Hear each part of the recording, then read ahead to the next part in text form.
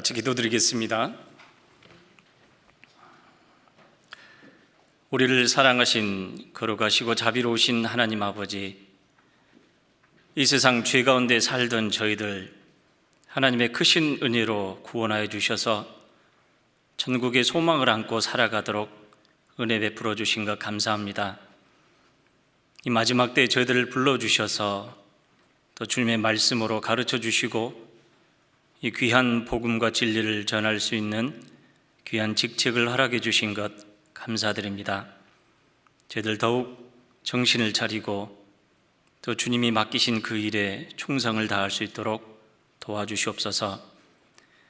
여러 가지 마지막 때 어려운 이 시기에 우리의 마음을 주님의 말씀으로 더욱 붙잡아 주시고 또 우리가 가야 할 길을 분명히 알고 힘있게 갈 수 있도록 도와주시옵소서.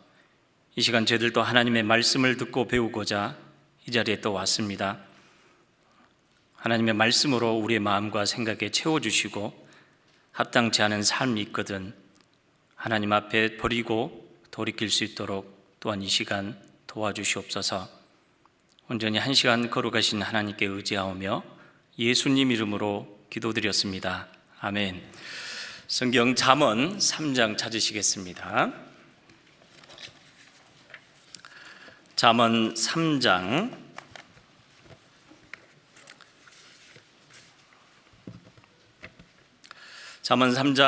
5절부터 7절까지 제가 천천히 읽어드리도록 하겠습니다. 구약 912쪽입니다. 너는 마음을 다하여 여호와를 의리하고 내 명철을 의지하지 말라. 너는 범사의 그를 인정하라. 그리하면 내 길을 지도하시리라. 스스로 지혜롭게 여기지 말지어다. 여호와를 경외하며 악을 떠날지어다. 6절은 같이 한번 읽어보겠습니다. 너는 범사의 그를 인정하라. 그리하면 내 길을 지도하시리라. 잠언 3장 5절부터 7절까지 읽었습니다. 코로나로 인해서 사실 많은 것들이 제약이 있고 어려움이 있는 시기에 저희들이 살아가고 있습니다. 우리는 이럴 때 어떤 마음으로 또 무엇을 위해서 살아가야 될 것인가 늘 우리 마음을 하나님의 말씀으로 또 다시 확인하고 내가 살아가야 될 목표를 분명히 하고 살아가는 것이 우리 그리스도인들에게는 중요하다라고 생각을 합니다. 우리 인생길은 많은 사람들이 각자 나름대로 정한 방향을 따라 목표를 따라 살아갑니다. 그러나 성경에서는 크게 두 가지 길밖에 없다라고 말씀하십니다. 하나님을 인정하고 하나님을 믿고 따르는 삶과 스스로의 명철 또는 스스로의 생각으로 그 길을 살아가는 삶, 두 가지 삶밖에 없다라고 말씀하십니다. 마찬가지로 우리 구원받은 그리스도인들의 삶은 당연히 하나님을 인정하고 하나님의 말씀을 순종하며 또 하나님이 허락하신 그 길을 가는 것이 우리 구원받은 그리스도인들의 길입니다. 자, 너는 범사의 그를 인정하라. 그리하면 내 길을 지도하시리라 라고 말씀하셨는데요. 지도하신다라는 말은 좌로나 우로나 치우치지 않고 하나님이 정하신 길 또는 우리를 평탄케 하신다라고 말씀하십니다. 사실 우리가 신앙생활 하면서 좌로나 우로나 치우치지 않고 치우친다라는 것은 하나님에게서 멀어진다라는 것을 말씀합니다. 말씀에서 멀어지지 않고 하나님에서 멀어지지 않고 늘 하나님과 함께 하나님이 정하신 길을 살아갈 수 있는 길은 뭘까? 여기 이제 하나님을 인정하는 것이다라고 말씀하십니다. 우리가 어느 만큼 하나님을 인정하느냐?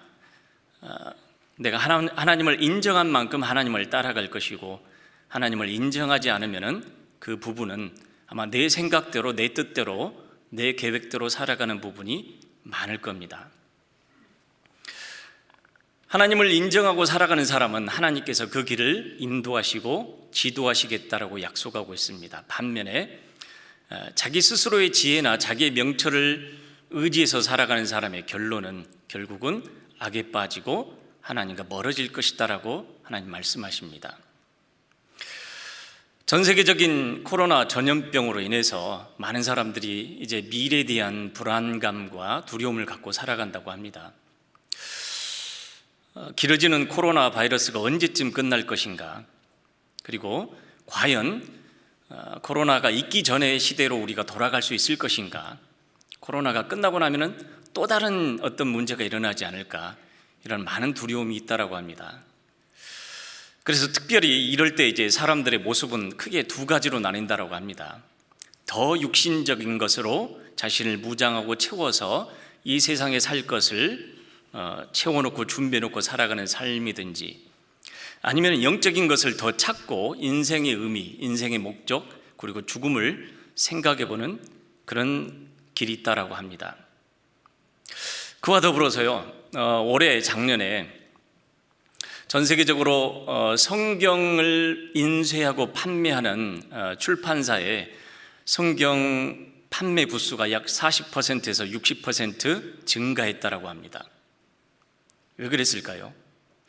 특별히 성경을 사서 많은 사람이 읽었던 구절이 이제 주로 요한계시록이나 마지막과 관련된 구절을 많이 찾아서 읽는다라고 합니다.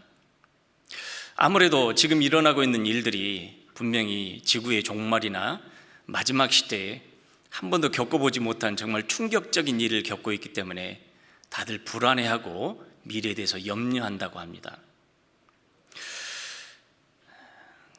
위기와 불확실성의 시기에서 살고 있습니다.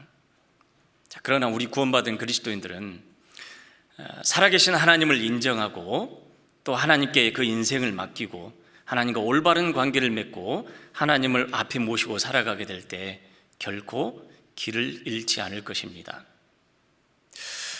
그래서 하나님을 따라가는 삶, 하나님을 인정하고 하나님이 말씀하신 그 길을 따라가는 삶이 가장 안전하고 가장 튼튼하고 건강한 삶이다라고 말할 수 있습니다. 흔히 어떤 사람은 그렇게 이야기합니다. 저는 하나님 살아계신 거 인정합니다.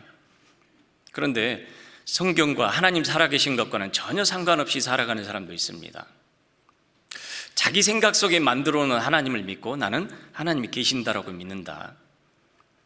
저는 하나님도 믿고요, 천국도 믿고요, 구원도 받았습니다. 그런데 전혀 하나님의 은혜를 입은 사람과 상관없이 살아가는 모습도 봅니다. 하나님을 인정하는 것에 대해서 너무 가볍게 쉽게 생각하는 것 같습니다. 하나님을 인정한다는 의미가 무엇일까? 우리가 사람 간의 관계에 있어서도요, 사람을 알지 못하면은 전혀 모르는 사람에 대해서 내가 그 사람을 인정한다라고 말할 수 없습니다. 우연히 지나가다가 한두 번 만난 사람을 내가 저 사람을 인정한다라고 말할 수 없죠. 겪어보고 만나보고 저 사람 말이 사실인지 아닌지 충분히 확인해 본 바에 의하면은 저 사람은 정말 믿을 만한 사람, 인정할 수 있는 사람이다라고 인정하게 됩니다. 그래서 인정하다라는 히브리어가 야다라는 말이 써졌다고 합니다. 깨닫다, 발견하다, 분별하다. 굉장히 중요한 단어입니다. 이 깨닫다, 분별하다, 구별하다, 그리고 발견하다라는 이 말은 성경 곳곳에 하나님 쓰셨는데요, 우리가 잘 아는 요한복음 17장 3절 말씀, 영생은 곧 유일하신 참 하나님과 그의 보내신 자 예수 그리스도를 아는 것이니다 라고 말씀하셨죠. 단순히 지식적인 동의를 말하는 것이 아니고 하나님이 살아계심을 발견하고 깨닫고 하나님의 계획을 또 깨닫고 그 속에서 하나님 앞에 우리의 모습이 어떤 것인지 또 우리는 확인하게 됩니다. 하나님 앞에 우리는 죄인으로 태어나서 많은 죄 속에 살아왔습니다. 하나님 없이 우리의 생각 속에 살아왔죠. 그러다가 어느 날 우리에게 죽음이 찾아오게 되면은 하나님 앞에 영원한 심판에 가게 될 비참한 운명이라는 것을 우리가 또 발견하게 됩니다. 그 속에서 하나님이 보내신 예수님을 통해서 예수님이 우리 죄를 대신해 십자가에 죽으시고 부활하셔서 우리 죄를 영원히 씻겨주셨다라는 그 놀라운 은혜를 깨닫습니다. 그 예수님이 막연하게 그냥 2000년 전에 십자가에 죽으시고 부활하신 예수님이 아니라 바로 나를 위해서 십자가에 죽으시고 부활하셨고 이제 나의 구세주가 되셨다라는 인격적인 만남과 관계를 말합니다. 그것을 발견했느냐, 깨달았느냐, 그렇지 못했느냐. 자, 그래서 하나님을 인정한다라는 것은 지식적으로 동의하거나 내가 생각한 대로 막연하게 하나님 계실 거다, 나는 하나님 믿다고 인정해, 있는다고 인정해, 그런다고 해서 인정하는 것은 아닙니다. 정말로 살아계신 하나님을 발견했느냐. 사람이 태어나서 살아가면서요, 가장 중요한 것은 무엇일까? 하나님을 발견하는 거죠. 자, 그런데 하나님을 발견하기에는 사실은 우리의 지식이나 우리의 경험 너무나 부족하고 너무나 약합니다. 우리가 기껏 살아온 것도 몇십 년에 불과하기 때문에 그 짧은 몇십 년 동안의 삶 속에서 하나님을 발견하기는 사실 우리 경험은 너무 적습니다. 또 우리의 눈은 제약이 되어 있기 때문에 눈에 보이지 않는 것 또는 내가 이해할 수 없는 것을 통해서는 우리는 하나님을 찾기는 너무 어렵습니다. 왜 그럴까요? 여기 잠언 3장 7절에 보게 되면 이렇게 말씀하십니다. 스스로 지혜롭게 여기지 말지어다, 여호와를 경외하며 악을 떠날지어다. 여기서 이제 스스로라는 단어가 여기 또 이제 히브리어 원어에 보게 되면은 눈에서 파생된 단어라고 말합니다. 즉 내 눈에 보는 대로, 내 생각대로, 내 의견대로 그렇게 살아가면서 하나님을 발견한다는 것은, 또 인생길을 발견한다는 것은 거의 불가능에 가깝습니다. 사실 우리의 눈은 인간이 가장 어리석은 것 중에 하나가요, 내가 배운 지식으로, 내가 가진 경험으로 하나님을 판단하고 인생을 정의할 수 있다는 아주 오만함 속에 살아갑니다. 우리는 태어날 때부터 사실 타락된 지식, 타락된 죄성을 갖고 태어났습니다. 눈이 어두워져 있는 영적인 소경으로 태어났다라고 말씀하십니다. 그때가 언제부터 시작이 됐을까? 창세기에서는 창세기 3장에 우리의 조상이었던 아담과 하와가 선악과를 따먹으면서부터 시작이 되었다라고 말씀하잖아요. 하나님은 먹는 날에는 정령 죽으리라 라고 말씀하셨는데 그 순간 그들은 하나님의 말씀보다는 사탄의 말에 그 말을 듣고 자기 눈에 보기에 판단한 대로 그 선악과를 따먹었습니다. 사탄이 그들을 유혹했던 것도 그거였잖아요. 그 나무를, 실과를 먹는 날에는 내 눈이 밝아 하나님과 같이 되리라. 실제로 그 선악과를 따먹는 순간 그들의 눈은 밝아졌습니다. 그러나 그건 완전히 거짓말이었죠. 그래서 사탄을 거짓의 아비, 또 살인자, 처음부터 살인한 자라고 했지 않습니까? 죄를 짓게 함으로 말미암아 하나님과 우리 사이가 나뉘어지고 우리에게는 영적인 죽음이 왔습니다.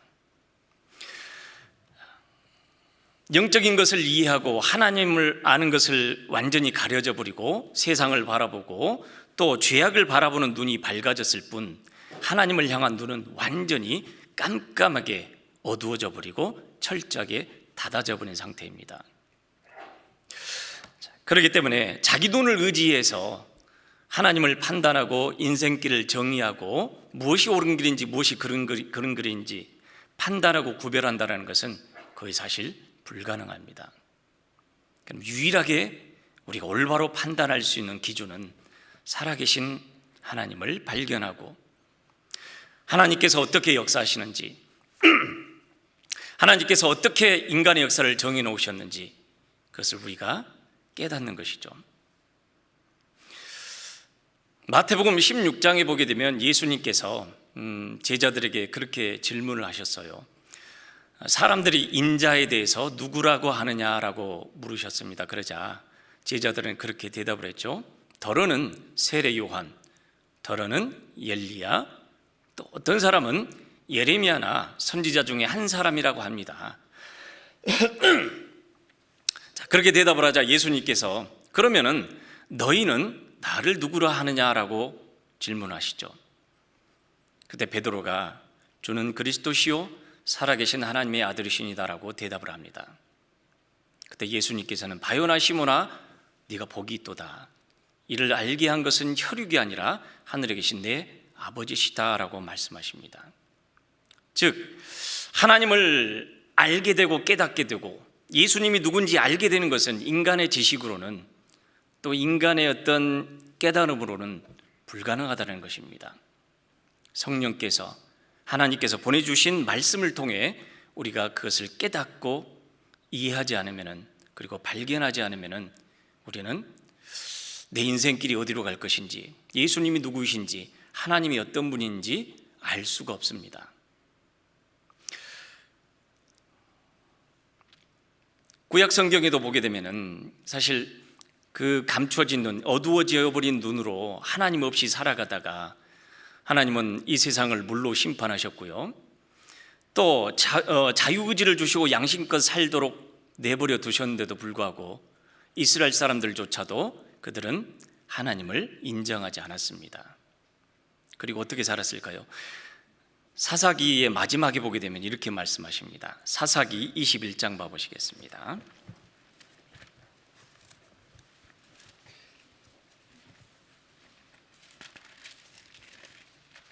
사사기 21장 25절 구약 400쪽입니다.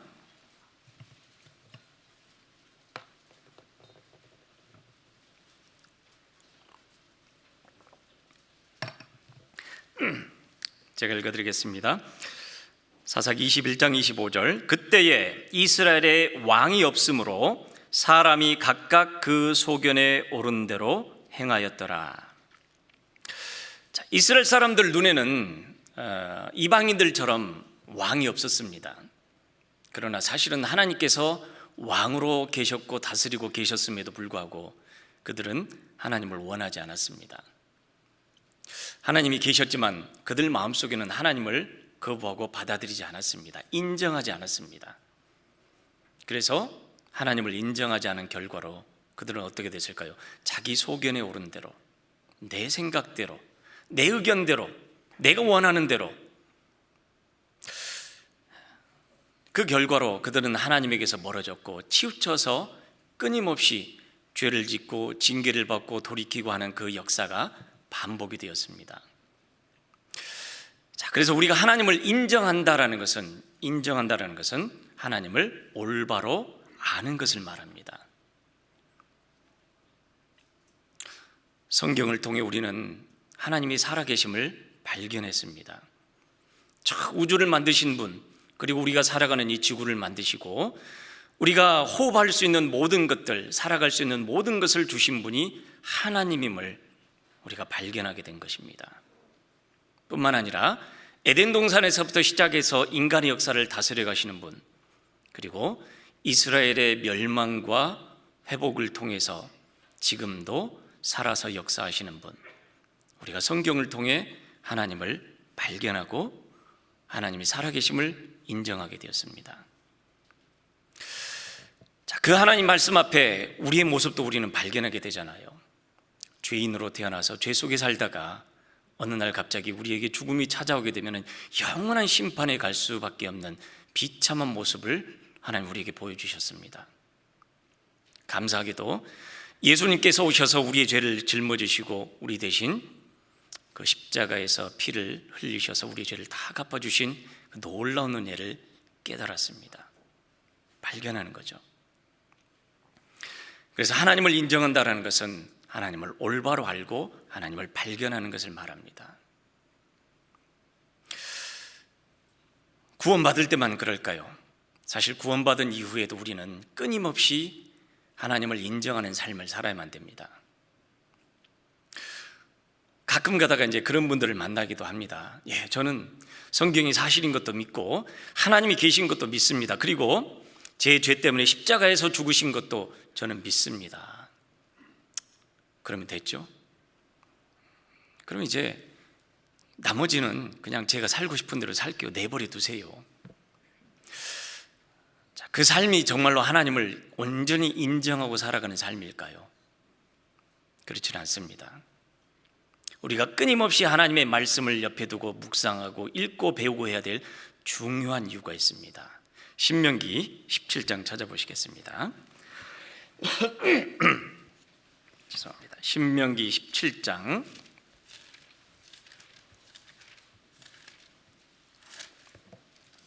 19절 20절 잘 아시는 말씀이죠. 신명기 17장 19절 20절 같이 읽어보겠습니다. 평생에 자기 옆에 두고 읽어서 그 하나님 여호와 경외하기를 배우며 이 율법의 모든 말과 이 규례를 지켜 행할 것이라. 그리하면 그의 마음이 그 형제 위에 교만하지 아니하고 이 명령에서 떠나 좌로나 우로나 치우치지 아니하리니 이스라엘 중에서 그와 그의 자손의 왕이 있는 날이 장구하리라. 자, 평생토록 자기 옆에 두고 읽어서 그 얻는 효과가 뭘까요? 그 얻는 이익이 뭘까요? 살아계신 하나님을 우리는 끊임없이 만납니다. 자, 그 말씀을 늘 가까이 두고 읽고 하나님의 살아계심과 하나님의 역사심을 배우고 읽고 묵상하다 보면은 우리는 좌로나 우로나 치우치지 않도록 되어 있습니다. 그러나 지식적으로 알고 그냥 단순하게 성경을 읽었다라는 것으로 끝나게 되면은 성경 따로 내 생각대로 하나님이 말씀하시는 그리스도인 삶 따로 말씀은 그래도 내 생각에는 나는 그렇게 생각지 않는다. 물론 하나님은 그걸 원하시겠지만 지금 내 상황은 내 생각이 더 맞을 거야. 우리도 아마 내 소견대로 내 의지대로 내 뜻대로 살아가는 그런 시간들이 많을 겁니다. 자, 그래서 하나님께서는 범사의 하나님을 인정하라라고 말씀하십니다. 인정한다라는 그 단어에 여러 가지 의미가 있습니다. 첫 번째 말씀드렸죠. 안다, 발견한다, 깨닫는다, 이해한다, 분별한다. 자, 이런 의미가 있습니다. 두 번째, 세 번째 의미를 통해서 우리가 또 살펴보고자 하는데요. 두 번째 의미는 하나님을 믿고 하나님을 내 인생의 주인으로 받아들인다라는 의미가 있습니다. 인정한다, 인정할 수밖에 없는 사실, 우리가 받아들일 수밖에 없는 사실이죠. 그리고 세 번째는 승복한다, 깨끗이 인정하고 항복해서 따라간다라는 의미가 있습니다. 우리가 구원받을 때도 단순히 지식적으로 구원받은 것이 아니라 하나님의 말씀에 순종함으로 하나님의 말씀을 듣고 깨달음으로 우리가 하나님의 우리를 구원하신 사실을 우리가 받아들이게 되는 것입니다. 그것도 또한 말씀이었고 평생토록 우리가 말씀을 옆에 두고 읽고 하나님의 살아계심을 계속해서 보고 발견해가고 그 뜻을 또 깨닫습니다. 자, 구원받은 우리 그리스도인들이 알지라도 여전히 우리 속에는 이 타락한 죄성이 그대로 남아 있습니다. 아마 주님 앞에 갈 때까지 끊임없이 우리를 괴롭히고 우리를 호시탐탐 넘어뜨리려고 할 겁니다. 자, 이 죄성은요, 하나님의 말씀보다도 내 육신적인 상황, 내 육신적인 의견, 주변의 상황, 사람을 의식하게 하고 내 눈에 보는 것을 더 의지하게 만들려고 할 겁니다. 구약 성경에 보게 되면은 이제 끝까지 하나님 받아들이기를 거부했던 사람들이 나오잖아요. 그 대표적인 사람이 출애굽할 때의 바로입니다. 하나님께서는 이스라엘 사람들을 애굽 땅에서 이제 출애굽시키려고 할 때 모세와 아론을 통해서 바로에게 하나님의 뜻을 전하셨습니다. 내 백성을 놓아라. 그들이 나를 섬기게 할 것이다 라고 뜻을 알렸습니다. 그러나 바로는 하나님의 뜻을 듣고도 순순히 그걸 인정했습니까? 받아들였습니까? 받아들이지 않았습니다. 하나님이 누구냐? 여호와가 누구냐? 이미 하나님은 모세에게 바로가 내 말을 듣고도 그 마음을 강팍하게 할 거다라고 말씀하셨습니다. 하나님을 인정한다는 두 번째 뜻이 뭐냐면은 하나님을 받아들인다는 것입니다.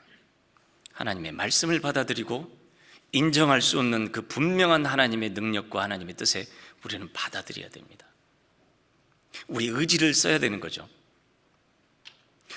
구원받고 가만히 있으면은 그냥 저절로 신앙생활이 되어지는 것이 아니라 적극적으로 내 삶의 가장 앞에 주님을 모셔야 된다라고 말씀하십니다. 다시 잠언 3장 가보시겠습니다. 죄송합니다.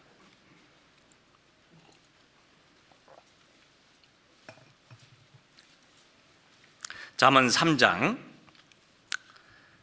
5절 제가 읽어드리겠습니다. 너는 마음을 다하여 여호와를 의뢰하고 내 명철을 의지하지 말라. 신앙생활이 구원받았다고 해서 다 끝났다, 이제 됐다 하고 내가 하고 싶은 대로, 살고 싶은 대로, 내 의견대로, 내 뜻대로 살아가는 것이 아니라 마음을 다해서 하나님을 의뢰하고 하나님을 받아들이고 하나님을 믿고 따르는 삶이라고 말씀하십니다. 하나님을 인정하는 삶은 하나님을 바로 내 앞에 모시고 살아가는 삶입니다. 자, 우리가 구원받은 이후에 알아야 될 말씀들, 또 배워야 되고 깨우쳐야 될 말씀들이 정말 많습니다. 구원받은 이후에는 사실 느끼지는 않지만은, 또 이해할 수는 없지만은 하나님께서 우리 이 작은 마음에 들어와 계신다라고 말씀하시잖아요. 성경 고린도전서 봐보시겠습니다. 고린도전서 6장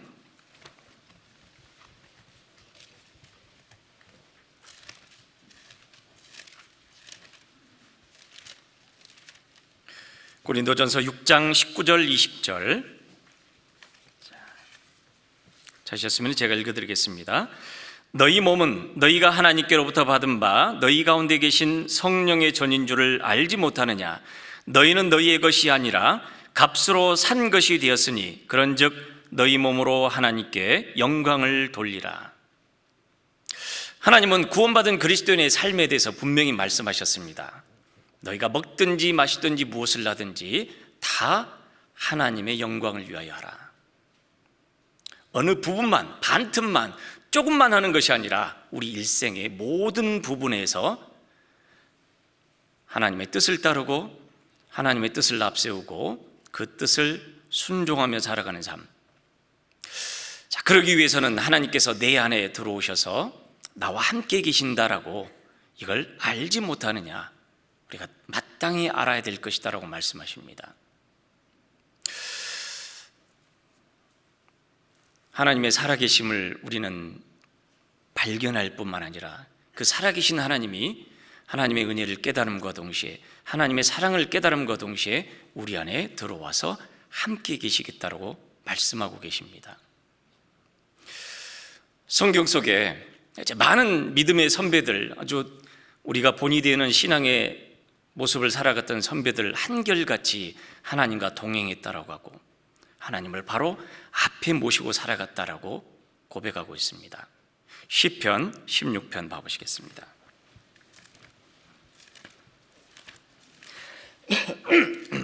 시편 16편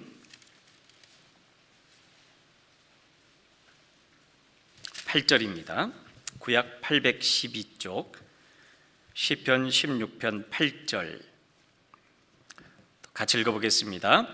내가 여호와를 항상 내 앞에 모시며 그가 내 우편에 계심으로 내가 요동치 아니하리로다. 성경은 다윗의 일생을 평생을 주님을 받들어 뜻을 쫓아서 하나님의 뜻을 쫓아서 섬기다가 죽은 사람이라고 사도행전에는 그렇게 평가를 내립니다.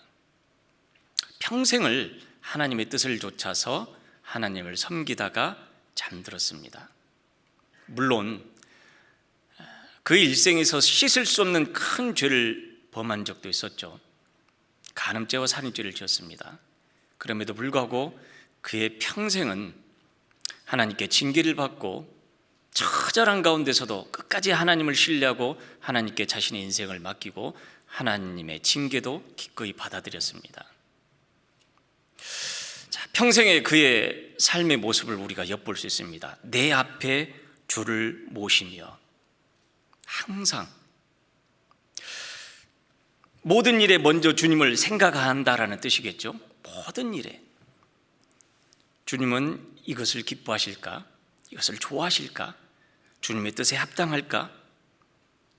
그리고 먼저 주님이 앞에 계신 것을 알고 그리고 먼저 주님의 뜻을 구하는 삶, 그게 아마 다윗의 삶이었을 것입니다.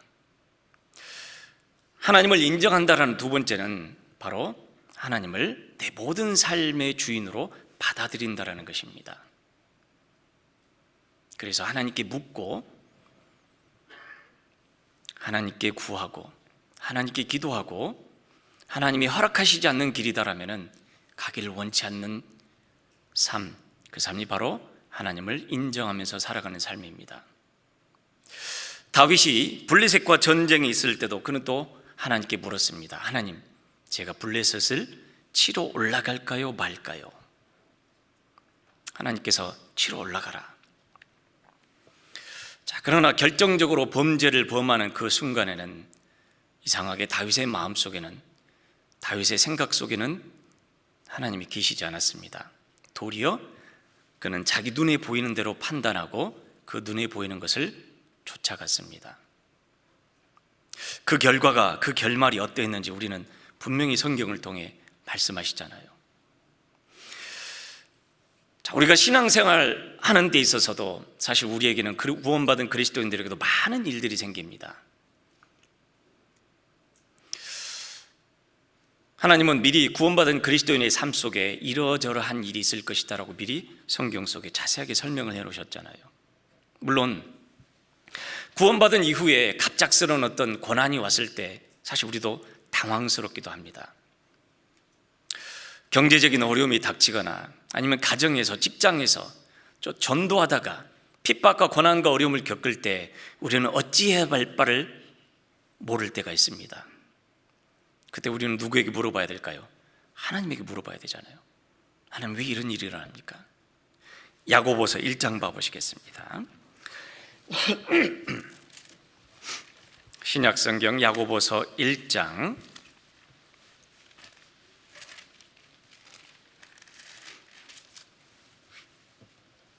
야고보서 1장 5절, 신약 370쪽입니다. 제가 읽어드리겠습니다. 너희 중에 누구든지 지혜가 부족하거든 모든 사람에게 후히 주시고 꾸짖지 아니하시는 하나님께 구하라. 그리하면 주시리라. 사실 우리 눈은 앞일을 내다볼 수는 없는 그런 한정된 눈을 갖고 살아갑니다. 눈에 보이지 않는 부분에 대해서는 참 이해하기 어렵고 5분 후의 일을, 그리고 일주일 후의 일을 우리는 알 수 없습니다. 그리고 왜 이런 일이 나에게 생겼는지, 어쩌다가 이런 일이 내가 생겨버렸는지, 여기서 어떻게 해야 될지, 우리에게는 지혜가 너무 부족하다는 걸 우리는 매 순간, 삶의 매 순간마다 우리는 느낍니다. 어떻게 될까?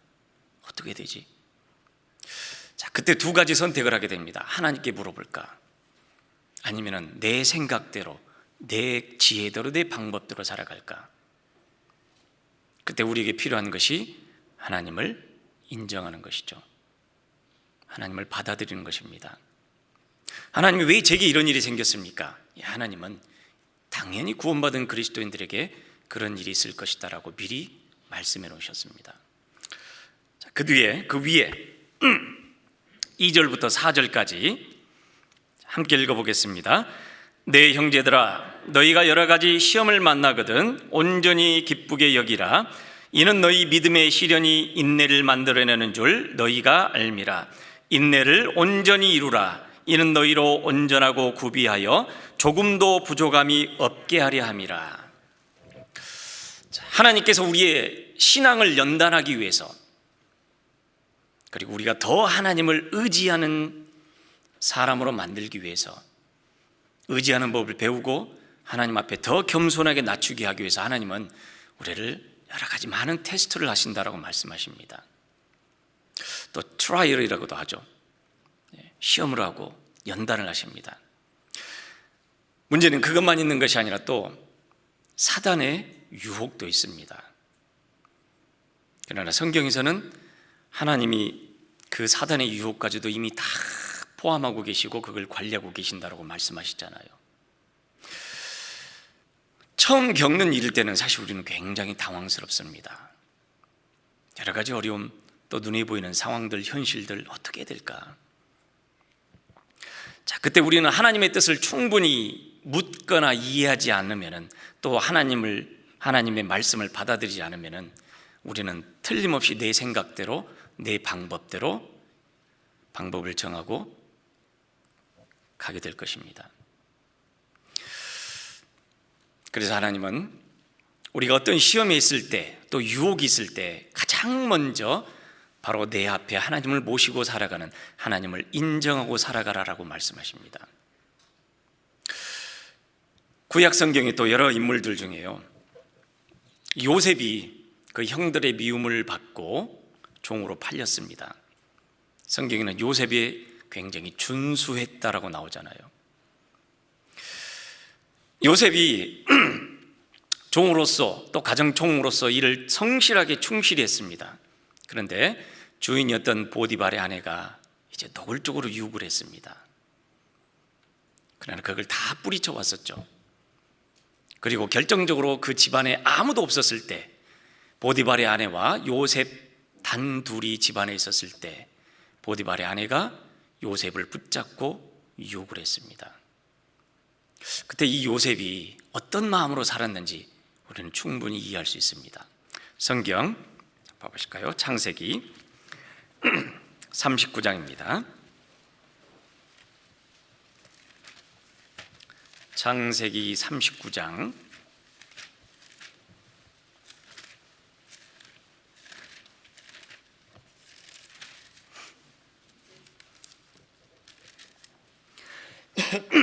창세기 39장 7절부터 9절까지 제가 읽어드리겠습니다.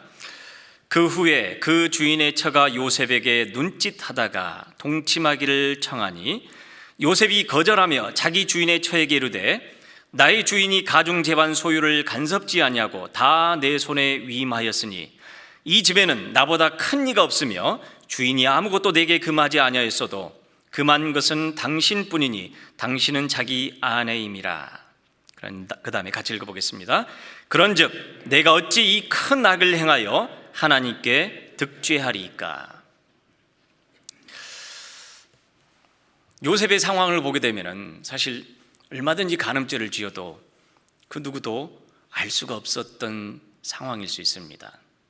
특별히 먼 타향에 떨어져서 혼자 떨어져서 살 때 부모도 없고 간섭하는 부모도 없고 아무도 없습니다. 자, 그때 이 보디발의 아내 유혹이 왔을 때 그는 어떤 마음으로 그 유혹을 물리쳤습니까? 아마 그가 조금만 더 머리를 썼으면은 이 기회를 잘 활용해서 내가 좀 더 성공하고 여러 가지 상황을 잘 유리하게 쓰면은 이걸 내가 유리하게 내 인생을 편하게 살 수 있는 길로 만들어가지 않을까? 그렇게 생각했을 수도 있겠죠. 그러나 눈에 보이는 상황이 아니라 요셉은 살아계신 하나님을 인정했습니다. 내가 어찌 큰 악을 행하여 하나님께 득죄하리까? 그는 살아계신 하나님을 앞에 모시고 있었습니다. 얼마든지 그는 종으로 살면서 형을 원망하고 또 자기를 이렇게 만든 그 모든 사람들, 또는 심지어는 하나님을 원망할 수도 있었겠죠. 우리가 내 마음대로 상황이 풀리지 않고 내 뜻대로 원하는 대로 되지 않을 때 우리는 흔히 하는 실수가, 하나님 왜 이러십니까? 하나님 왜 제게 이러십니까? 하나님을 원망하고 하나님을 불신하고 하나님에게서 치우치는 삶을 살고 싶습니다. 그러나 요셉은 그 상황에서도 함께 계시는 하나님, 바로 앞에 모시는 하나님을 그는 받아들이고 인정했습니다. 그리고 그가 노예로 팔려서 종으로 살아갈 수밖에 없는 이 상황을 그는 어떤 면에서 보면 정말 잘 받아들였던 것 같아요. 얼마든지 원망하고 형도 미워하고 하나님 원망했을 텐데 나중에 그가 형들을 만났을 때 도리어 형들을 위로했던 그의 말이 참 놀랍습니다. 창세기 45장 봐보시죠. 창세기 45장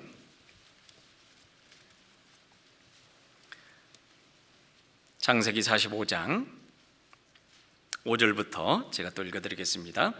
당신들이 나를 이곳에 팔았으므로 근심하지 마소서, 한탄하지 마소서. 하나님이 생명을 구원하시려고 나를 당신들 앞서 보내셨나이다. 이 땅에 2년 동안 흉년이 들었으나 아직 5년은 기영도 못하고 추수도 못할지라. 하나님이 큰 구원으로 당신들의 생명을 보존하고 당신들의 후손을 세상에 두시려고 나를 당신들 앞서 보내셨나니, 그런즉 나를 이리로 보낸 자는 당신들이 아니요 하나님이시라. 하나님이 나로 바로의 아비를 삼으시며 그 온 집의 주를 삼으시며 애굽 온 땅의 치리자를 삼으셨나이다. 13년의 긴 시간이 지난 다음에 그가 총리 대신이 되었을 때 흉년이 들었고, 그를 죽이려고 했던 형들, 그리고 그를 팔아버렸던 형들을 극적으로 만나게 됩니다. 얼마든지 그 원수를 갚을 수도 있는 상황이었죠. 두고 보자, 나를 팔았어? 가만두지 않을 거야. 아마 그렇게 만약에 행동을 했다면 요셉은 자기 눈에 보이는 대로 스스로의 생각으로, 자기 판단으로 모든 것을 판단하고 그 길을 결정해 버렸을 것입니다. 그런데 이 요셉이 참 믿음의 선배로서 우리가 본받아야 될 아주 중요한 점은, 그럼에도 불구하고 그는 하나님이 그를 이리로 보내셨다는 것을 믿습니다. 자, 그것을 깨닫는 데까지는 얼마나 걸렸을까요? 나중에 형들이 그들에게 와서 절을 할 때 비로소 13년 전에 어렸을 때 하나님께서 보여주셨던 꿈이 생각이 났습니다. 아, 하나님께서 이때를 위해서 내게 미리 그렇게 말씀하신 거였구나. 하나님을 인정하지 않았다면, 그 모든 일이, 자기에게 일어나는 모든 일이 하나님께서 허락하시지 않았다면 그는 어땠을까요? 아마 원망과 미움과 스스로를 해할 뿐만 아니라 기가 막히게 총리 대신이 되었다 하더라도 그 형들에게 그 원수를 갚는 그런 비참한 삶을 살았을 겁니다.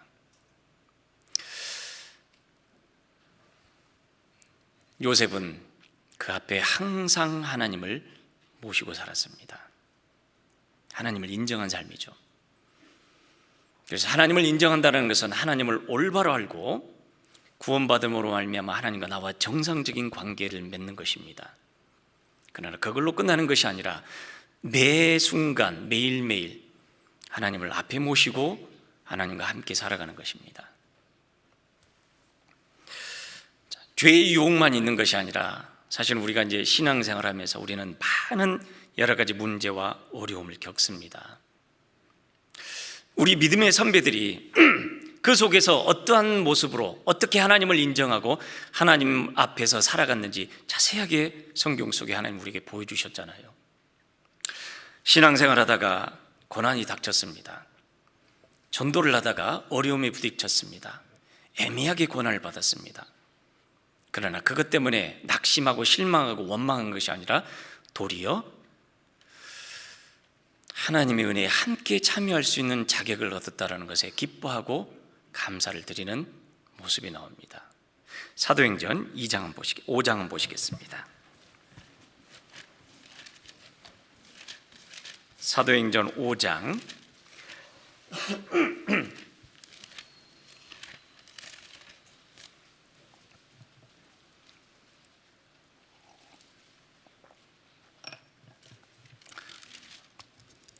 사도행전 5장 40절부터 42절까지 195쪽입니다. 제가 읽어드릴게요. 저희가 옳게 여겨 사도들을 불러들여 채찍질하며 예수의 이름으로 말하는 것을 금하고 놓으니 사도들은 그 이름을 위하여 능력받는 일에 합당한 자로 여기심을 기뻐하면서 공회 앞을 떠나니라. 저희가 날마다 성전에 있든지 집에 있든지 예수는 그리스도라 가르치기와 전도하기를 쉬지 아니하니라. 똑같은 상황인데 우리는 만약 이런 상황이 됐었으면 어땠었을까요? 전도하다가 채찍을 맞고, 전도하다가 욕을 먹고, 전도하다가 모든 것을 빼앗길 수 있는 상황, 우리에게는 아직까지 그런 상황은 오지 않았습니다. 그러나 우리보다 더 열악하고 더 힘들었던 이 상황 속에서 오히려 사도들은 주님을 위해서 능력받는 일에 합당한 자로 여기심을 받았다라는 그 사실 하나로 기뻐했습니다.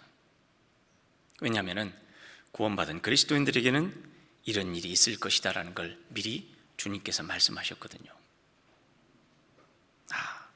주님이 말씀하신 그 일이 내게도 일어나는구나. 당연히 일어날 일이 내게도 왔구나. 그러니까 이걸 이상한 일로 여기는 것이 아니라 지극히 정상적인 것, 지극히 당연한 것으로 여겼다라는 것입니다. 사도 베드로도 그렇게 말씀하시죠. 베드로전서 5장 보시겠습니다. 베드로전서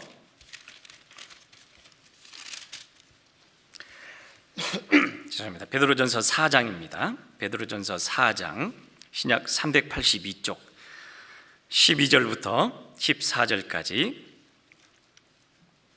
사랑하는 자들아, 너희를 시련하려고 오는 불시험을 이상한 일 당하는 것 같이 이상히 여기지 말고 오직 너희가 그리스도의 고난에 참여하는 것으로 즐거워하라. 이는 그의 영광을 나타내실 때 너희로 즐거워하고 기뻐하게 하려 함이라. 너희가 그리스도의 이름으로 욕을 받으면 복 있는 자로다.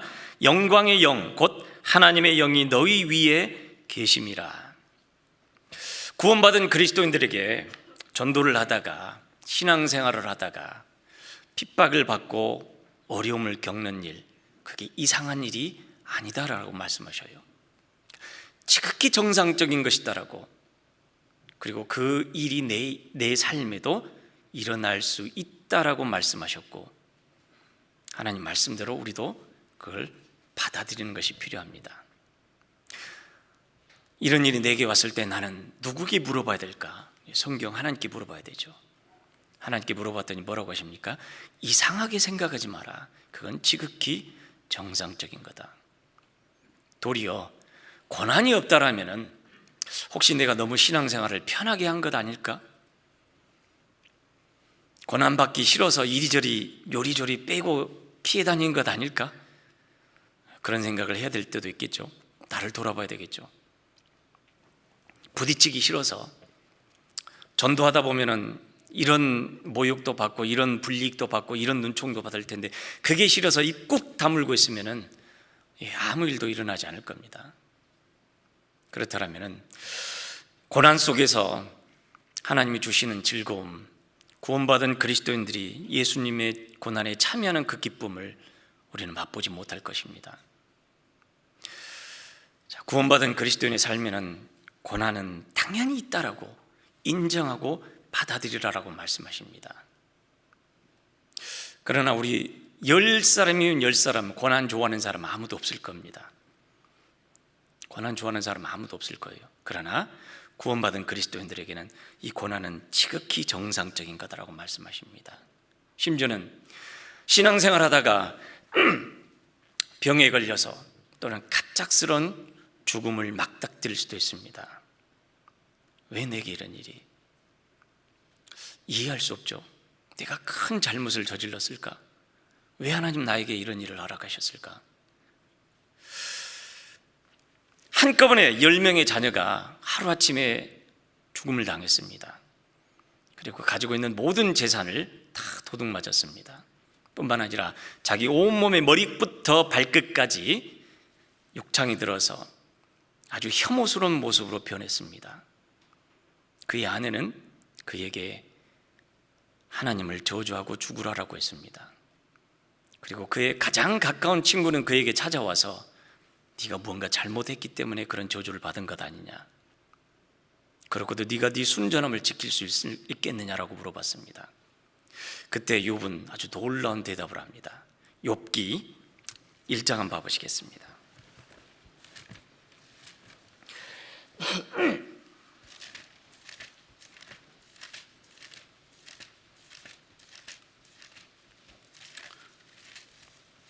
욥기 1장 21절 22절 구약 761쪽입니다. 가로되 내가 모태에서 적신이 나와 싸운 적 또한 적신이 그리로 돌아가올지라. 주신 자도 여호와시오 취하신 자도 여호와시오니 여호와 이름이 찬송을 받으실지니이다 하고 이 모든 일에 욥이 범죄하지 아니하고 하나님을 향하여 어리석게 원망하지 아니하니라. 자, 우리가 이 정도까지 신앙까지 성장할 수 있다면 얼마나 좋겠습니까? 사는 것도 죽는 것도. 하나님은 범사의 하나님을 인정하라라고 했는데요, 우리 인간의 모든 범사를 몇 가지로 나눠보면 생사화복, 희로애락 이렇게 이야기할 수 있잖아요. 태어나서 자라고 늙고 병들고 죽습니다. 그 모든 것이 하나님의 작정과 계획 가운데 있습니다. 우리가 일생에서 맛보는 많은 즐거움과 또는 억울함 또는 슬픔, 기쁨, 그 모든 것이 또 하나님과 관련이 있습니다. 모든 것은 하나님께로부터 나옵니다. 그걸 우리가 인정한다라면, 받아들인다라면 그 속에서 우리는 하나님이 원하시는 뜻이 무엇일까? 물론 꼭 우리가 신앙생활을 잘해서만 고난을 받겠습니까?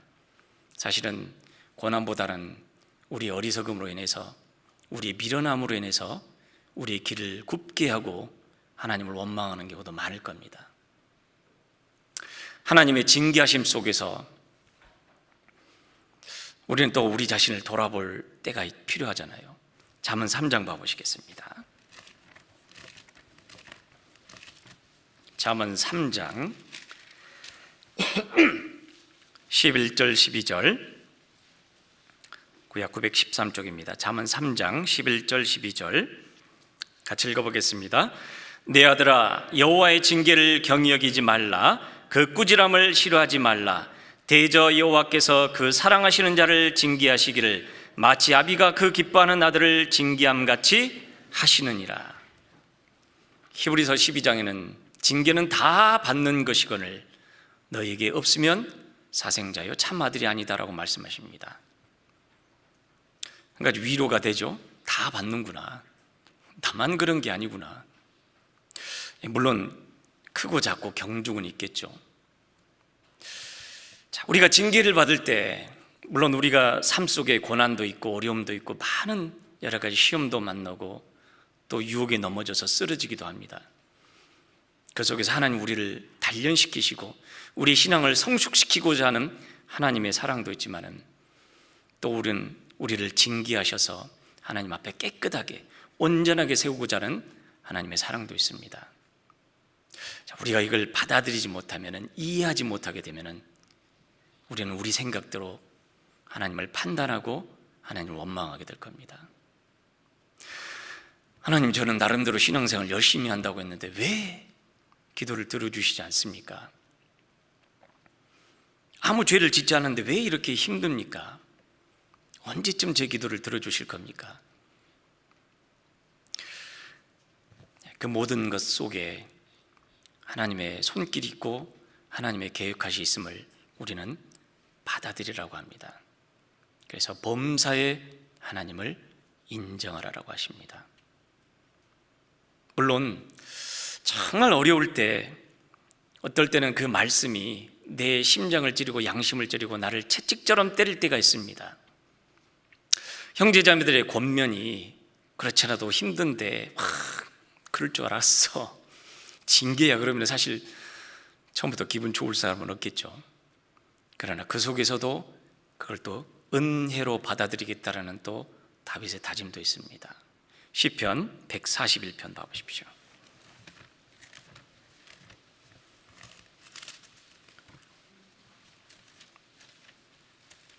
시편 141편 5절입니다. 905쪽 같이 읽어보겠습니다. 의인이 나를 칠지라도 은혜로 여기며 책망할지라도 머리에 기름같이 여겨서 내 머리가 이를 거절치 아니할지라. 저희의 재난 중에로 내가 항상 기도하리로다. 의인이 나를 칠지라도 은혜로 여기며 책망할지라도 머리에 기름같이 여겨서. 내 머리에 기름은 이제 영광을 나타내는 거잖아요. 결국은 나를 온전히 세워서 하나님 앞에 합당하게 살게 하고자 하는 충성된 공고입니다. 자, 그런데 이스라엘 사람들은 그 하나님의 충성된 권고를 듣지 않았습니다. 받아들이지 않았습니다. 아니, 오히려 거절하고 듣기 싫어했습니다. 왜 그랬을까요? 하나님을 받아들이기 싫어했습니다. 하나님을 인정하지 않았습니다. 여러분, 세상에서도요, 어떤 다툼이 일어나거나 또는 어떤 운동 경기, 특별히 이 격투기 하는 운동 경기는요, 체급별로 운동을 시킵니다. 게임을 시키죠. 어마어마한 체급 차이가 나는 사람끼리는 도저히 게임이 안 됩니다.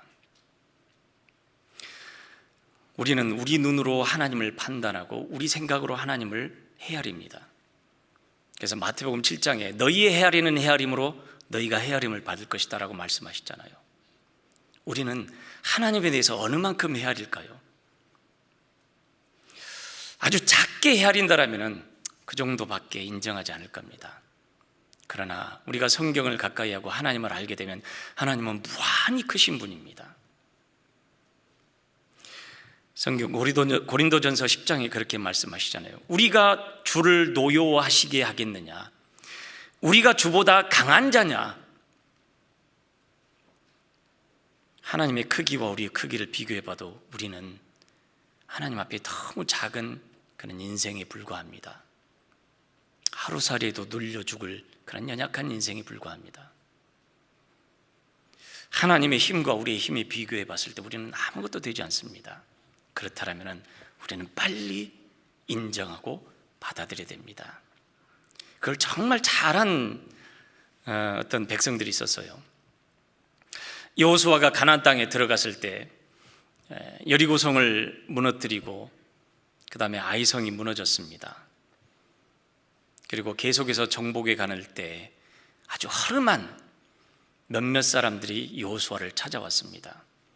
온통 먼지를 뒤집어 쓰고 멀리서부터 지친 모습으로 찾아와서 그렇게 부탁을 합니다.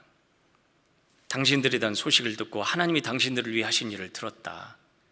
멀리서부터 우리는 당신들과 화친하기 위해서 이렇게 왔다. 자, 그 찰나에 여호수아는 냉큼 눈에 보이는 그들이 가져온 여러 가지 양식들을 보고 그들을 받아들여 버렸습니다. 하나님은 가나안 땅에 거하는 거민들을 다 멸절시키라고 했거든요. 그리고 그들과 화친하겠다고 약속을 해버렸습니다. 그 사람들이 바로 기브온 거민들입니다. 알고 봤더니 바로 거기서 가까이서 살고 있는 사람들이었어요. 그런데 그 기브온 거민들이 굉장히 큰 성이었고 용사들이었다라고 나옵니다. 근데 그들이 하나님에 대한 소식을 듣고 이스라엘 사람들에 대한 소식을 듣고 그들과 자기들의 크기를 재봤습니다. 이건 안 되는 거구나. 빨리 우리가 항복하자. 빨리 우리가 포기하고 받아들이자. 성경 여호수아 9장 한번 보시겠습니다.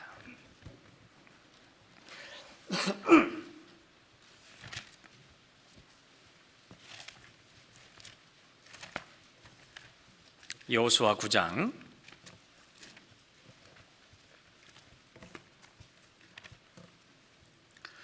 14절, 구약 332쪽입니다. 제가 읽어드리겠습니다. 무리가 그들의 양식을 취하고 어떻게 할 것을 여호와께 묻지 아니하고. 여호수아와 그의 백성들은 아이성을 칠 때도 그랬었고 이 기브온 거민들과 화친할 때도 하나님께서는 그들이 어떻게 할 것을 하나님께 묻지 않았다라고 말씀하십니다. 사실은 별일 아닌 것 같거든요. 간단한 일 같습니다. 그러나 이미 하나님은 가나안 땅에 사는 민족들을 멸절하는 그 말씀에서 사실 어긋나기 시작합니다. 반면에 기브온 거민들은 반대 입장에 생겼을 땐 그들은 지혜롭게 행동했던 거죠. 그 뒤에 24절 25절 제가 읽어드리겠습니다. 그들이 여호수아에게 대답하되 가로되 당신의 하나님 여호와께서 그 종 모세에게 명하사 이 땅을 다 당신들에게 주고 이 땅 모든 거민을 당신들의 앞에서 멸하라 하신 것이 당신의 종에게 분명히 들림으로 당신들을 인하여 우리 생명을 잃을까 심히 두려워하여 이같이 하였나이다. 보소서, 이제 우리가 당신의 손에 있으니 당신의 의향에 좋고 옳은 대로 우리에게 행하소서 한지라. 기브온 거민들은 이스라엘 사람들이 출애굽할 때부터 광야 40년의 삶, 그리고 여리고성을 무너뜨리고 아이성을 무너뜨리고 오는 것을 듣고 그들을 면밀히 관찰했을 겁니다. 이건 우리의 상대가 아니다. 빨리 포기를 했죠.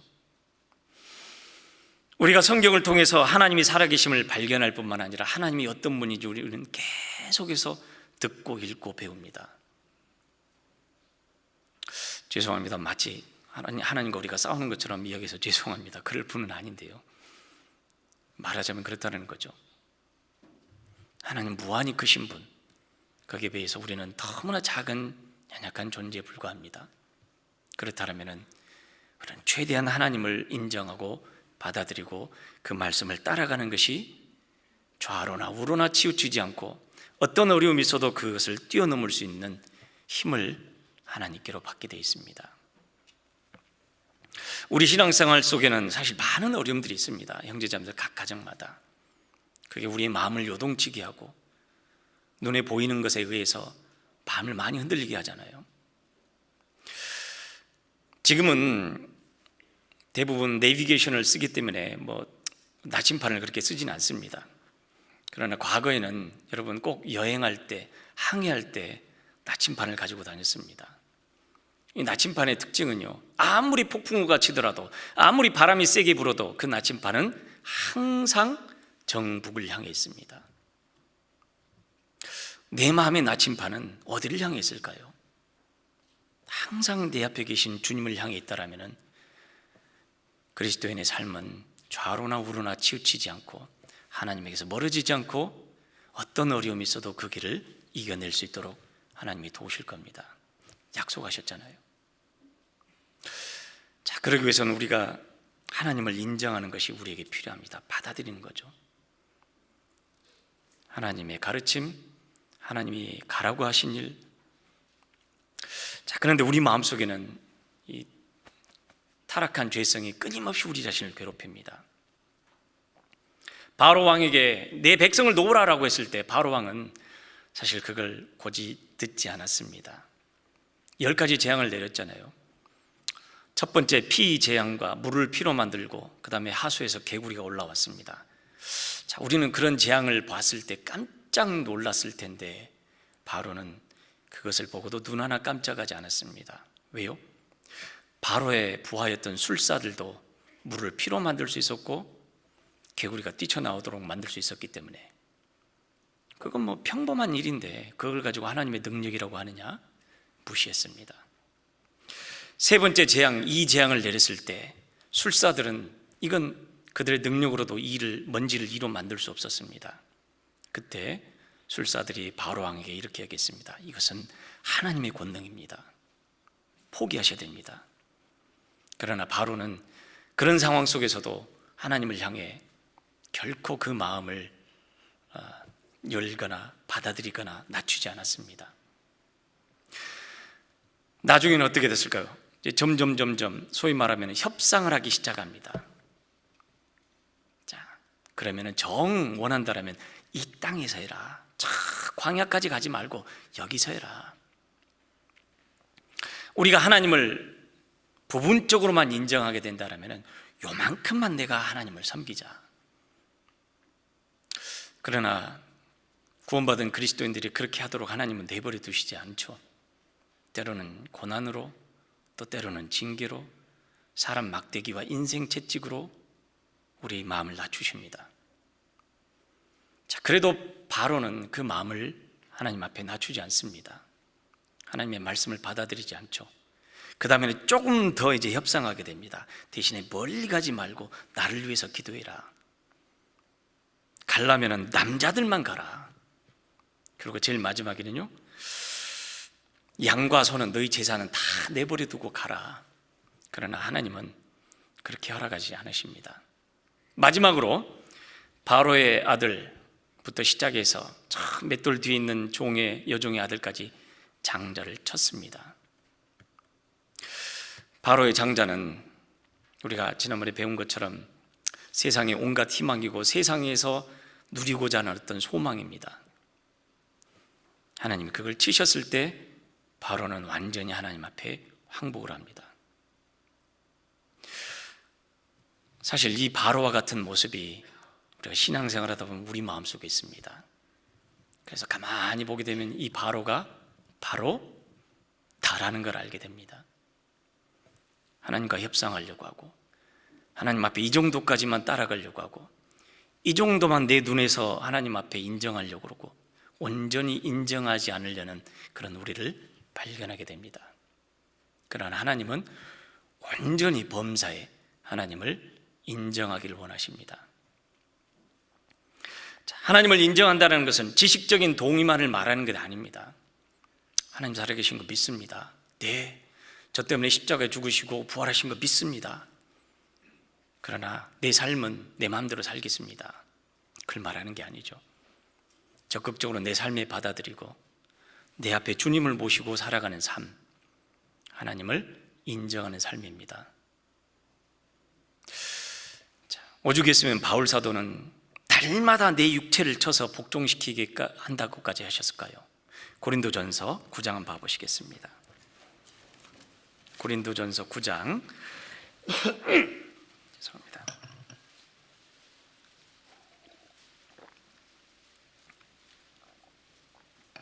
고린도전서 9장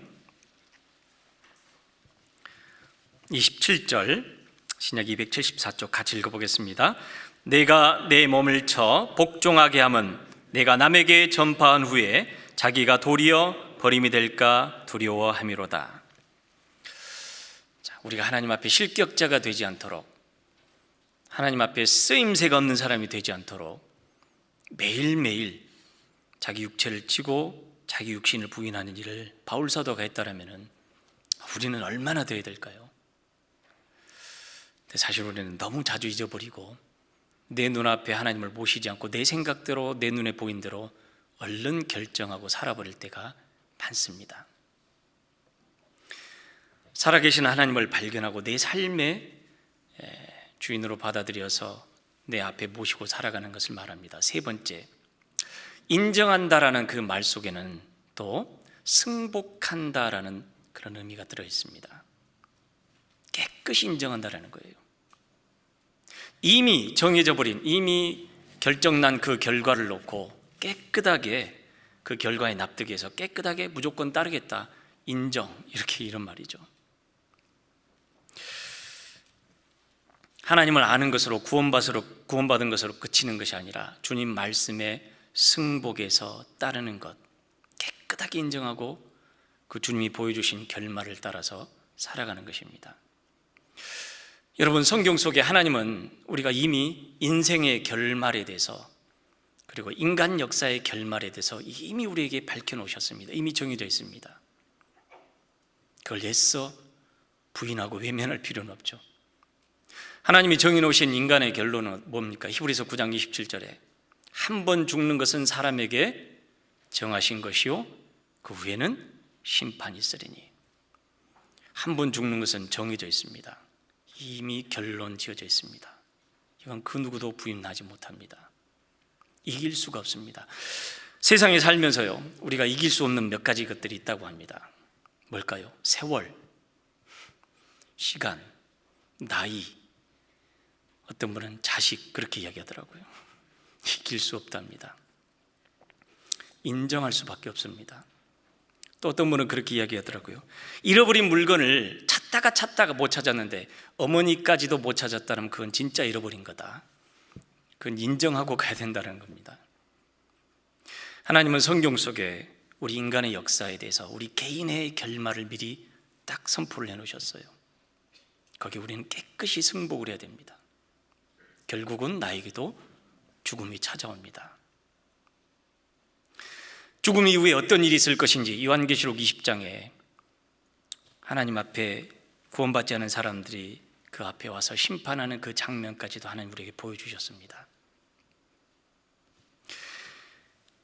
그렇기 때문에 모든 사람에게 필요한 것이 무엇일까? 그 결말을 놓고 봤을 때 우리에게 가장 필요한 것은 사람들에게 복음을 전하는 것입니다. 복음을 전해서 그 영혼이 구원받는 일보다 더 크고 중요한 일이 없다는 것을 하나님 분명히 알잖아요. 우리에게 보여주셨습니다. 그리고 구원받은 그리스도인들의 삶의 목적이 복음을 전하는 착한 일을 위해서, 선한 일을 위해서 살라라고 하나님 우리에게 명령하셨습니다. 디도서 2장 한번 봐보시겠습니다.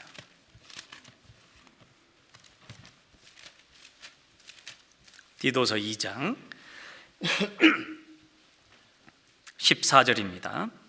디도서 2장 14절, 신약 348쪽 같이 읽어보겠습니다. 그가 우리를 대신하여 자신을 주심은 모든 불법에서 우리를 구속하시고 우리를 깨끗하게 하사 선한 일에 열심하는 친백성이 되게 하려 하심이니라. 가끔 그런 말씀을 하시는 분도 계셔요. 왜 자꾸 구원 그러는가? 예, 우리는 이미 그 결말을 알기 때문에 그렇습니다. 우리가 이 세상에 살아가면서 할 수 있는 최고로 착한 일, 중요한 일은 이 결말을 분명히 알기 때문에 그 사람에게 복음을 전할 수밖에 없는 가장 중요한 일을 우리 구원받은 그리스도인들에게 맡기신 것입니다. 어떤 사람이요, 믿지 않는 남편을 데리고 정말 부탁해서 몇 년간 부탁하다가 교회를 데려왔다라고 합니다. 교회를 데려왔는데 하필이면 그날 본문 설교가 창세기 5장이었습니다. 창세기 5장에 보게 되면 아담이 몇 세를 향수하다가 죽었고, 누가 몇 세를 향수하다가 죽었고, 그 다음에 누가 몇 세를 향수하다가 죽었다라는 내용이 계속 나옵니다. 그 남편을 데려왔던 그 부인은 아차 싶었습니다. 아이고, 왜 하필이면 저 말씀을 하실까? 좀 생활에 도움되는 말씀, 좋은 말씀 해주시면 내 남편이 조금 더 하나님이나 교회에 호감을 갖고 올 텐데 하고 한 절부절 조마하면서 말씀을 들었습니다. 남편 눈치를 보면서요. 다 끝나고 나서 남편에게 물어봤습니다. 여보, 평상시 설교는 이렇게 안 했어. 좋은 말씀, 힘이 되는 말씀 했는데 오늘 목사님 말씀이 좀 아주 심각했죠? 이렇게 물어봤습니다. 그래서 남편이 아니야, 이게 정말 중요한 얘기인데? 그 얘기를 듣다 보니까 전부 다 죽었네? 그러다 보니까 언젠가 나도 죽는구나, 심각한 일인데 어떻게 해야 되지? 그러고 나서 그 사람이 성경을 배우고 구원받았다는 그런 이야기가 있습니다. 하나님은 우리 인생의 결말을 미리 정해 놓으셨어요. 그 결말에 우리는 깨끗이 승복을 해야 됩니다. 그래서 우리가 이 세상에 살면서 할 수 있는 최고로 착한 일은 지옥 가는 영혼, 그 영혼을 복음을 전해서 건지는 일입니다. 이것보다 더 큰 일은 없습니다. 그 하나님의 말씀에 우리는 항복하는 겁니다. 히브리서 2장 봐보시겠습니다. 히브리서 2장 히브리서 2장 3절 같이 읽어보겠습니다. 우리가 이같이 큰 구원을 등한히 여기면 어찌 피하리요? 이 구원은 처음에 주로 말씀하신 바요 들은 자들이 우리에게 확증한 바니. 우리가 결말을 알지 못했다라면은, 결론을 알지 못했다라면은 아마 우리는 내 생각대로 내 뜻대로 아니 그건 아닐 거야, 그냥 착하게 살아가는 것이 신앙생활일 거야, 불쌍한 사람 도와주고 어려운 사람 찾아가서 발 씻겨주고 불쌍한 사람들 가서 밥 퍼주고 그러면은 그게 정말 좋은 일일 거야. 결말을 모른다면 그렇게 이야기할 것입니다. 그러나 하나님은 우리 인생의 결말을 미리 우리에게 보여주셨습니다. 하나님을 인정한다는 것은 그 결과에 대해서 깨끗이 인정한다는 것입니다. 승복한다라고 하죠. 하나님이 정해놓으신 그 결과에, 그렇다면 어떻게 될까? 가장 중요한 일이 구원받는 일이고, 내가 구원받았다면 또 다른 사람이 구원받는 일이 가장 크고 중요한 일이라는 것을 우리는 충분히 깨달을 수 있습니다. 행여 구원받은 그리스도인으로서 가난하게 살아가는 것이, 구원받지 않은 사람들이 부자로 살아가면서 여유롭고 즐기고 인생을 정말 행복하게 살아가는 것처럼 보일 수 있고 그것을 부러워할 수도 있습니다. 그러나 그 사람들의 결론까지도 하나님은 우리가 보여주셨잖아요. 누가복음에 보게 되면 부자와 거지 나사로의 비유를, 이야기를 통해서 실제로 부자는 이 세상의 온갖 좋은 것을 다 누렸습니다. 그러나 그가 죽음을 건너가는 순간 그런 영원한 멸망으로, 사망으로 떨어졌습니다. 반면에 비록 이 세상에서 거지로 가진 것 없이 그렇게 살았지만 나사로는 영원한 천국의 소망을 갖고 살았습니다. 그리고 그가 영원한 낙원에 인도되어 갔습니다. 그 결말을 우리에게 분명히 보여주셨잖아요. 그래서 하나님은 우리에게 부자 되기에 애쓰지 말고 내 사사로운 지혜를 버릴지어다라고 말씀하십니다. 우리가 살아가는 목적이 부자 되는 것이 목적이 아니고 돈을 실컷 벌어서 세상을 즐겁게 행복하게 살아가는 것이 목적이 아니고 하나님이 보여주신 그 결말을 따라서 우리 인생의 방향과 삶의 목적을 분명하게 정하는 것입니다. 시편 73편 봐보시겠습니다.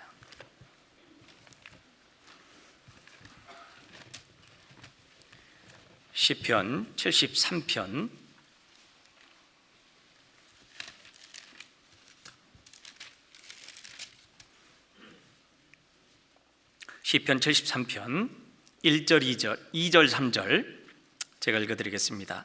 나는 거의 실족할 뻔하였고 내 걸음이 미끄러질 뻔하였으니 이는 내가 악인의 형통함을 보고 오만한 자를 질시하였음이로다. 세상에서 아무런 고통 없이 여유 있게 또 그 모든 하는 사업이나 모든 일들이 잘 되는 것 보게 되면 배 아파하고 질투하고 부러워할 수 있습니다. 우리 사람의 눈으로 보면 그렇죠. 그러나 하나님을 인정하는 그 순간, 하나님의 전에 들어가는 그 순간 그들의 결말을 깨닫습니다. 그 밑에 16절부터 제가 또 읽어드리겠습니다. 내가 어찌면 이를 알까 하여 생각한 즉 내게 심히 곤란하더니 하나님의 성소에 들어갈 때에야 저희 결국을 내가 깨달았나이다. 주께서 참으로 저희를 미끄러운 곳에 두시며 파멸에 던지시니 저희가 어찌 그리 졸지에 황폐되었는가 놀람으로 전멸하였나이다. 하나님과 상관없이 살아간 사람, 물론 여러분 모든 부자라고 해서 죄인이라는 말은 아닙니다. 하나님과 상관없이 자기 스스로의 지혜로 자기 눈에 보이는 대로 자기 뜻대로 자기 의지대로 세상을 정말 힘껏 즐기며 살았습니다. 아무런 거침이 없이 살아가는 것처럼 보입니다. 하마터면 그것을 보고 이 시편의 기자는 실족하고 낙심할 뻔했습니다. 비교해 보고요.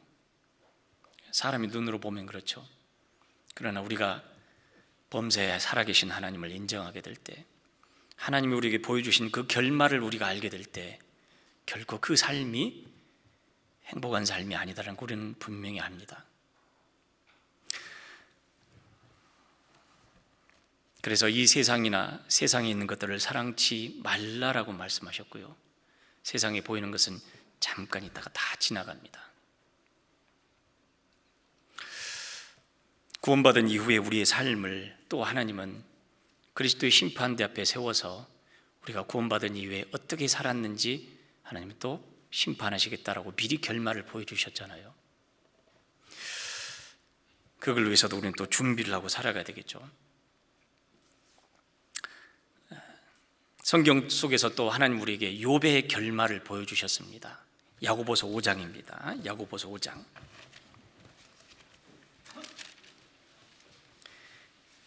야고보서 5장 11절 신약 376쪽입니다.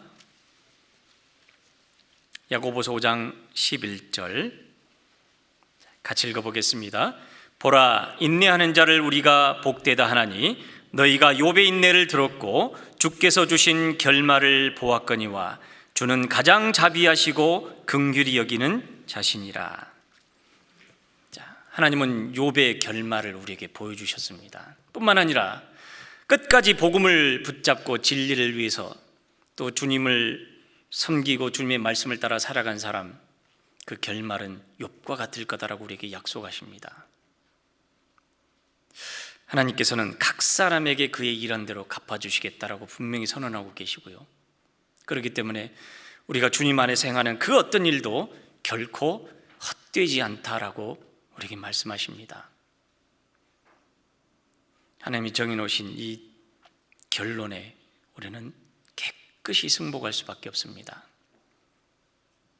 물론 그 가운데서도 가장 우리를 마음을 굴복시킬 수밖에 없는 가장 강한 것은 예수 그리스도의 희생이고 사랑입니다. 고린도후서 5장 봐보시겠습니다. 고린도후서 5장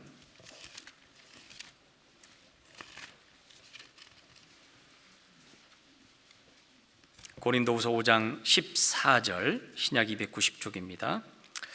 같이 읽어보겠습니다.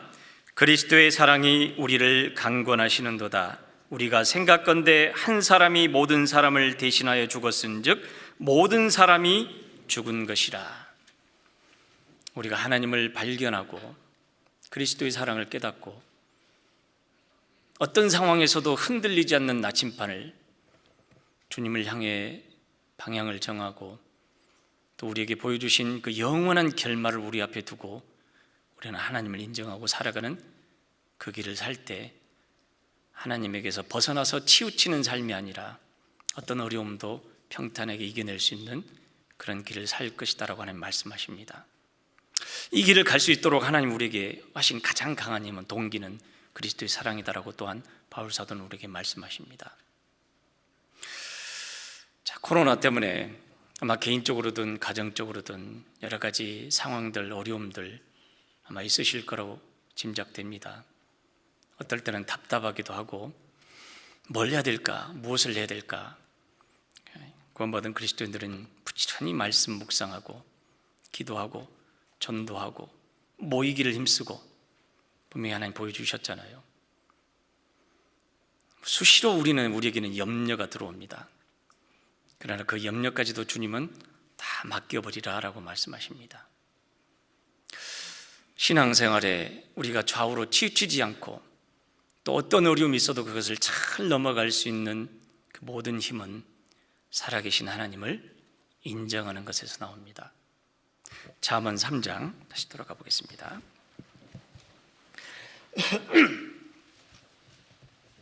잠언 3장 6절 다 같이 읽어보겠습니다. 너는 범사의 그를 인정하라. 그리하면 내 길을 지도하시리라. 네. 하나님을 알고 그리고 하나님과 올바른 관계를 맺고 하나님을 앞에 모시고 살아가는 삶, 그 삶은 결코 망하지 않습니다. 좌로나 우로나 치우치지 않고 어떤 어려움에도 그 모든 것을 이기게 해주실 겁니다.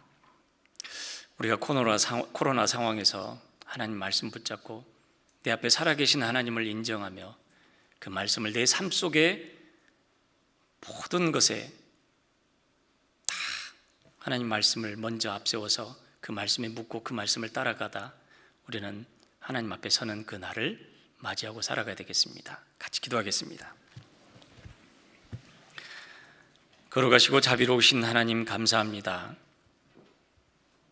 우리의 어두워졌던 눈을 뜨게 해주시고 살아계신 하나님을 발견하며 깨닫게 해주시는 은혜 감사합니다.